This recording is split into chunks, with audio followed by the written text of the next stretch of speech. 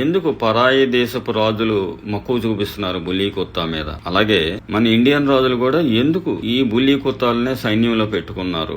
Bully కుత్తా అనేది ఒక మొలాసోర్ roots నుంచి వచ్చిన బ్రీడ్, ఏన్షియంట్ టైప్ డాగ్. ఇది చాలా పురాతనమైన డాగ్ బ్రీడ్ నుంచి వచ్చినటువంటిది బుల్లీ కుత్తా. దీనిలో మనస్తత్వం ఏంటి అంటే విపరీతమైన పట్టుదల, విపరీతమైనటువంటి రోషము, విపరీతమైనటువంటి భయం లేని తనము, ఫియర్లెస్. ఈ మూడు క్వాలిటీస్ దీంట్లో ఉండడం వల్ల వీళ్ళు అడాప్ట్ చేసుకోవడానికి ఇంట్రెస్ట్. ఇవి వైల్డ్ యానిమల్స్ తో పోరాడేటప్పుడు చాలా భయంకరంగా పోరాడతాయి. అసలు భయపడవు, వెనుకడుగేయవు. అలాగే చాలా దూకుడుగా, చాలా బలంగా, చాలా పట్టుదలతో ఫైటింగ్ చేస్తాయి. ఇన్ కేస్ చనిపోతాయి గాని తోక ముడిచి వెనక్కి రావడానికి ఇష్టపడవు ఇవి. అటువంటివి బుల్లీ కుత్తాలు. మీకు వీడియో క్లిప్ చూపిస్తున్నాను చూడండి.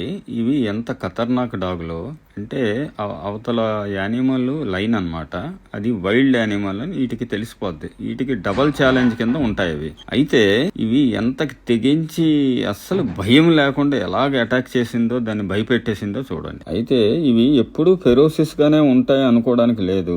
బుల్లీ కుత్తాల్లో విచిత్రమైన మెంటాలిటీ ఏంటంటే మొండికి జగమొండిగా ఉంటాయి, లవ్ చేస్తే చాలా లవబుల్ గా ఉంటాయి. అంటే ఇప్పుడు ఆవులు, మేకలు వీటితో చాలా ఫ్రెండ్లీగా ఉంటది. ఇటువంటిది మన బుల్లీ కుత్తా నేచర్. ఇది ప్రపంచంలో ఏ బ్రీడ్ కి లేదు. అలాగే ఇవి సెన్సిటివ్ ప్రాణులు, అంటే సున్నితమైన జీవరాశులు. ఆవులు, మేకలు, కోళ్లు, ర్యాబిట్స్ సెన్సిటివ్ గా ఉండే వాటిని ఏమీ అనవు, వాటిని ప్రొటెక్ట్ చేస్తుంది. అందుకే మొలాసూర్లు అనేవి లైవ్ స్టాక్ గాడ్ డాగ్స్ అన్నమాట. అలాగే ఫ్యామిలీ పట్ల చాలా ప్రొటెక్టివ్ గా, చాలా లాయల్ గా, అలాగే మెంటాలిటీ రాయల్ గా ఉంటుంది ఈ బ్రీడ్. ఇవి స్మెల్ డిటెక్ట్ చేయడంలో కూడా చాలా దూరం నుంచే స్మెల్ డిటెక్ట్ చేస్తాయి. వైబ్రేషన్స్ కూడా ఇవి అర్థం చేసుకుంటాయి. ఎంతో దూరంలో ఏదైనా వైల్డ్ యానిమల్ తిరిగినా, అలాగే ఏవైనా పశువులు తిరిగినా, కోతులు తిరిగినా గానీ వీటికి తెలిసిపోతుంది. ఆ వైబ్రేషన్ లోనే ప్రత్యేకంగా ఈ వీడియో గురించే నేను తీసుకొచ్చాను. ఫస్ట్ టైం అది మేకని స్మెల్ చూస్తుంది, అయినా కూడా చూడండి ఏం అనట్లేదు. నాకు తెలుసు ఇది కాన్ఫిడెంట్ గా దీన్ని ఏమీ అనదని. మన ఇంట్లో చిన్నపిల్లలతో కూడా చాలా సెన్సిటివ్ గా ఉంటాయి. వాళ్ళు ఆడుకున్నా చేసినా గానీ ఏమీ అనదు.